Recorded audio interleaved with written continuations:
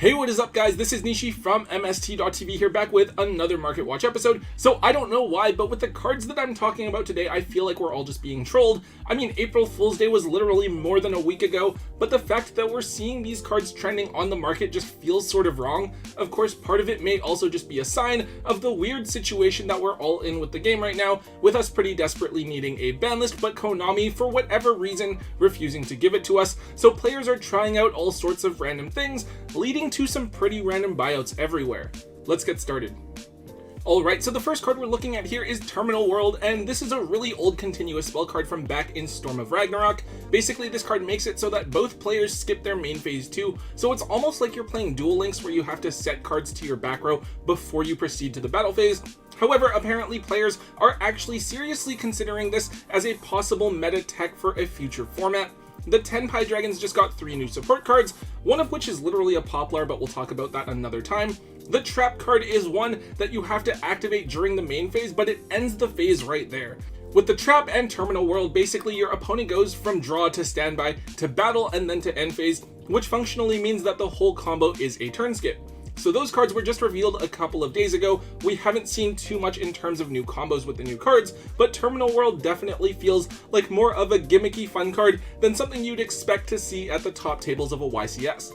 However, with just the one common printing, the card is now literally $5 to $7 each, which is pretty insane honestly. If you do have this in your bulk, now is literally the best time to offload the card. Just don't mix it up with Terminal World Next, which came out several years later, but doesn't do what we need it to theoretically do alongside the 10 Pi Dragons. Up next, we have Dimension Wall. So this is sort of a strange one. When your opponent's monster attacks, your opponent takes all of the battle damage that you would have taken. So functionally, yes, this card is sort of like a magic cylinder, but it doesn't target the attacking monster, so your opponent can't use a Phantasme or some other sort of targeting immune monster in order to get through this card. Dimension Wall is a card that was used in some Chainburn decks several years ago, and it has actually popped up now for the same reason. I don't remember who exactly, but I believe there was a player who made a top 4 at the regional in Philadelphia this past weekend with Chainburn, and he ran 3 copies of this card in his deck. Now, I mean, theoretically, it is kind of funny to win the game with this card, especially with cards like Raging Phoenix or the Fire King Garunix getting their attack points really high. You could easily deal over 4,000 damage with this one card. Now, unfortunately, all printings of this card are quite old. It has a Champion Pack 6 common printing, a DR04 rare printing, and then its original rare printing in Cybernetic Revolution. Prices are all over the place because the card is so old, and it's actually pretty hard to find in near mint condition, but you're probably going to have to pay around $10 for one of these cheaper versions. And then with the Ultimate Rare, same sort of deal, but going off of the sold listings, we see that the card is roughly at around $30, but with very few quantities available on TCG Player. I don't think that Chainburn really has a place this format. It's a lot like Stun, where people are just on it because of how bored they are with the current format, so this is a card you definitely also want to dump while it's seeing some sort of meta hype. On to the next one, we have Battle Fader. So this card is cool to see pop up again. This card used to be pretty annoying. Basically, if your opponent makes a direct attack, you can special summon this card and end the battle phase, but it gets banished when it leaves the field. So this card actually used to be a really viable way to prevent your opponent from attacking for game, and it could definitely swing the momentum the other way, since you could easily tribute it for something like a Caius or a Ryza. I do believe that that's actually part of the reason this card is trending, as it's a common tech in Frog Monarchs for Edison format, but I believe this card is also getting some attention because of the 10 Pi Dragons. That deck aims to end the game quickly through the battle phase, but Battle Fader can end the battle phase right away, so that's setting up you with the opportunity to OTK your opponent back the following turn, since 10 Pi Dragons aren't too great at establishing an end board with very many interactions. It is kind of situational, but I do think it's sort of a funny tech, and Battle Fader is a level 1 monster, so maybe you could turn it into a Relinquished Anima or something and eat up a body for free. Now this card has a ton of common and other low rarity printings, so many that it's probably not even worth mentioning them. The higher rarity printings are trending though, with the ultimate rares at 60 to 70 and the secret rares from Legendary Collection 5Ds at $20. There is also a DT printing at $3 each as well, and then we have 2 different ultra rares, the original from Absolute Power Force, and then the Duelist Saga one as well. Either version is going to cost you between $6 to $8. Overall though, this does feel like just another gimmicky, super situational sort of card, so keep a set of the commons maybe, since they are going to basically be bulk, and try to move your higher rarity printings if you aren't too attached to them. So this is one of the more annoying cards in the game right now. It's Synchro Zone. Basically, this is just a continuous trap card that only allows synchro monsters to declare attacks. Now against something like Snake Eye Fire King, of course you don't play synchro monsters, so this card effectively says that you aren't allowed to attack, which can be really frustrating. This is a popular card for the troll decks running around in the current format, specifically Runic, but it can also be used by stun or burn decks just to stall games out, so this card is incredibly annoying. Now price-wise, this card is actually fairly new. It came out in Battles of Legend Monstrous Revenge as a secret rare, and it was basically bulk at the time. The thing is, I think a lot of players threw this card out with their holo bulk when they opened the set, but now the card has actually popped up in the format, so now you're looking at having to pay $2 to $3 per copy. Not a bad option if you want to try some of the more troll decks in the current format until the ban list rolls along, but even if not, see if you have a few copies of this card lying around that you can offload for some free value. On to the next one, it's Power Filter. So this card has popped up actually a ton of times over the last several years. Now on the surface, this card should be a really powerful floodgate at certain times in certain formats, as it prevents both players from special summoning monsters with 1000 or less attack points. However, it is still vulnerable to cards like Cosmic Cyclone and Harpy's Feather Duster, and of course it's pretty easy to summon monsters with over 1000 attack points, and you can also go into something like Nightmare Phoenix or SP Little Knight in order to get rid of the card. Apparently, however, in the OCG, this card is getting some attention because it can be a solid counter to the yugioh strategy, which has a surprising amount of monsters with 0 attack points, making it an incredibly awkward card for them to out.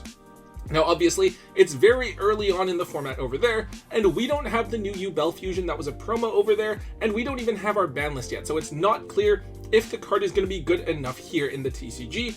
However, the attention for this card is already spilling over into our market. This card has 2 different printings.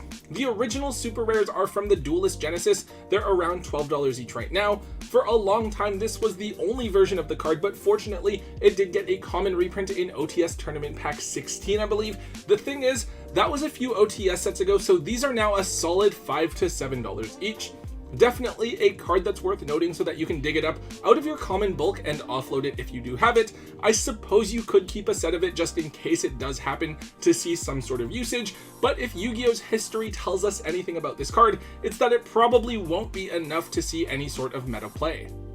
Alright, a couple of other really strange ones here. The first one is Herotic Sky Dragon, Overlord of Heliopolis. This card is a generic rank 8 monster that once per turn lets you detach a material from it to negate an opponent's card or effect that targets a card on your field, in your graveyard, or is one of your banished cards, and then destroy that card. So as a rank 8, I believe this card is only being used by the Horus strategy. It's admittedly a bit of an odd choice.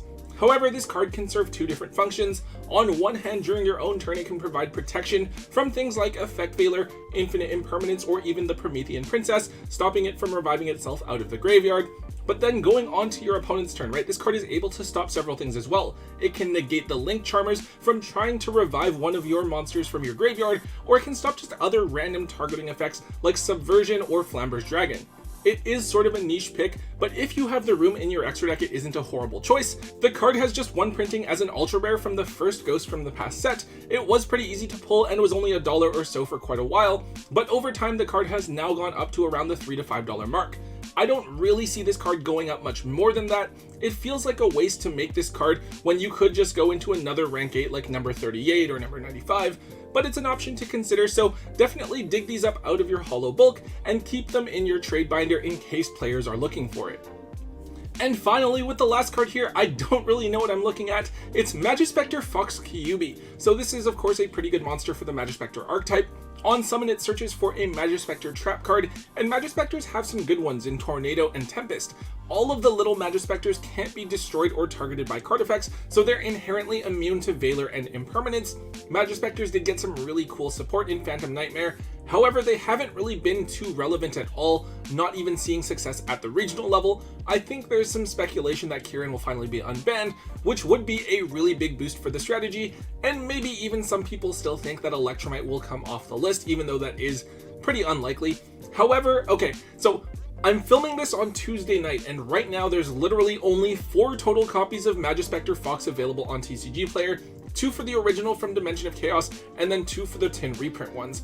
I don't know if someone has some spice that they're trying out or what, but it seems kind of weird to me that Kyuubi of all things would be the one that you'd try to buy out, especially when we don't seem to have too much movement on the other Magis Spectre cards. But yeah, based on the sold listings, it seems that some copies have actually moved for around $3 to $5 each, though in my mind, even paying $1 for this card still seems a bit excessive. If you guys know of exactly why it is that we're seeing this card targeted out of nowhere, make sure that you let us know down in the comment section.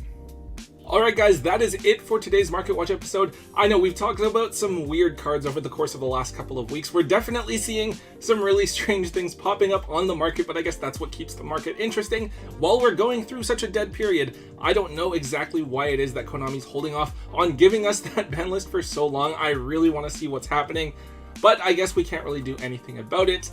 Anyways guys, if you did enjoy today's Market Watch, please make sure that you let me know by hitting that thumbs up button. Make sure you leave a comment in the comment section down below. Hit subscribe if you haven't already. And until next time guys, don't forget to hold on to your MST.TV.